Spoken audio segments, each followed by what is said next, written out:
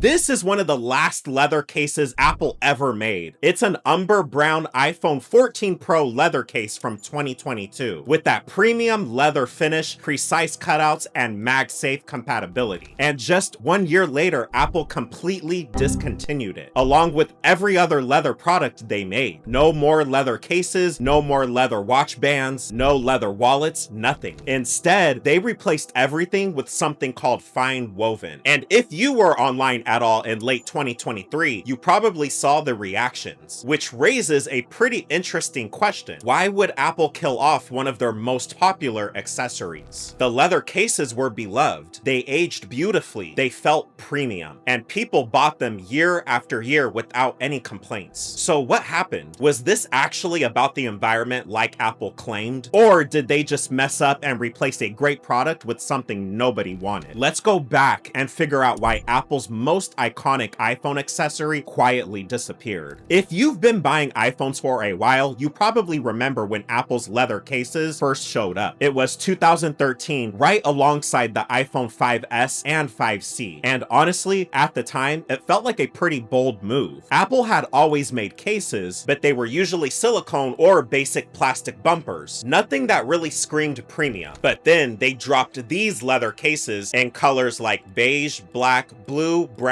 yellow, and red. And they weren't cheap either. They started at around $39, which for a phone case felt kind of insane. But people bought them anyway because they were Apple, and more importantly, because they were actually really good. The leather was soft, had this nice texture, and it fit perfectly on the phone. No gaps, no weird edges, just a clean, minimal look that felt like it belonged on an iPhone. And the best part, they developed a patina over time. The more you used it, the more worn in and unique it looked. It wasn't a flaw, it was a feature. Your case told a story. Apple kept refining them over the years too. They added MagSafe when the iPhone 12 came out, which made wireless charging and accessories snap on magnetically. They introduced new colors every year. Saddle brown became iconic. Midnight blue, product red, Meyer lemon, all of these limited edition shades that people actually got excited about. It became this whole thing where people would debate which color aged the best, shared photos of their patina progress, and some even collected multiple cases just to rotate through them. It wasn't just a case anymore, it was part of the iPhone experience. But then, in September 2023, everything changed. Apple's 2023 event was pretty standard at first. New iPhones, new Apple Watches, all the usual stuff. But then, tucked into the presentation was this one slide. Apple announced they were going completely leather-free across all their products. No more leather cases, no more leather watch bands, no leather anything. And the reason? The environment. Lisa Jackson, Apple's VP of Environment, explained that leather has a significant carbon footprint, and as part of Apple's goal to be carbon neutral by 2030, they were cutting it out entirely. Instead, they introduced FineWoven, a new textile made from 68% post-consumer recycled content. It was supposed to be the sustainable, premium replacement for leather. On paper, it sounded great. Eco-friendly, soft to the touch, available in multiple colors, and still had that premium price tag at $59. Even more expensive than the leather cases. Apple clearly wanted people to see this as an upgrade, not a downgrade. But then, people actually got their hands on it, and it did not go well. Within days of the iPhone 15 launch, the reviews started pouring in, and they were brutal. People said FineWoven felt cheap, like microfiber cloth wrapped around a case. It scratched easily, picked up lint and dust like a magnet, and showed every fingerprint and smudge. The edges frayed, the material wore down quickly, and that premium aging that leather cases had, FineWoven didn't age gracefully. It just looked dirty and worn out. Many tech reviewers roasted it, calling it one of the worst Apple accessories ever made. And The Verge said it was categorically terrible. Even regular customers on Apple's own website left one-star reviews. People were returning them and just going back to third-party cases instead. And here's the thing, Apple never really fixed it. They kept selling FineWoven cases for the iPhone 15, but they clearly knew it wasn't working. By the time the iPhone 16 launched in 2024, Apple phased out FineWoven entirely and started working on new materials. The replacement for leather had failed, but that still doesn't answer the bigger question. Why did Apple get rid of leather in the first place? Was it really just about the environment? On the surface, yeah, Apple's reason reasoning makes sense. Leather production does have a significant environmental impact. Cattle farming contributes to deforestation and greenhouse gas emissions. Tanning leather uses a lot of water and chemicals, and if Apple is serious about hitting carbon neutrality by 2030, cutting leather is one way to reduce their footprint. But here's where it gets complicated. A lot of people pointed out that Apple was being kind of selective about what they cared about. They removed leather cases but still shipped iPhones in individual boxes, still used tons of packaging, still manufactured millions of devices every year with rare earth metals and complex supply chains. Leather cases were a tiny fraction of their environmental impact. And then there's the fine woven material itself. Sure, it's made from recycled content, but how long does it last? If people are throwing it away after a few months because it looks terrible, is that really better for the environment than a leather case that lasts years? Some critics argued that this was more about optics than actual change. Apple wanted to be seen as the environmental cautious tech company, and removing leather was an easy, visible way to do that. It led them to make headlines and to be praised by environmental groups and market themselves as sustainable, even if the real impact was pretty small. To be fair, Apple made genuine strides in other areas. They use recycled aluminum, they've reduced plastic in packaging, and they've committed to renewable energy across their supply chain. But the leather case thing, it felt more symbolic than substantial. The funny thing about Apple ditching leather is that it created a massive opportunity for third-party brands. Companies like Nomad, Bellroy, Moujo, and Bullstrap all make premium leather iPhone cases now. And guess what? People are buying them, a lot of them. These brands stepped in and filled the gap Apple left behind.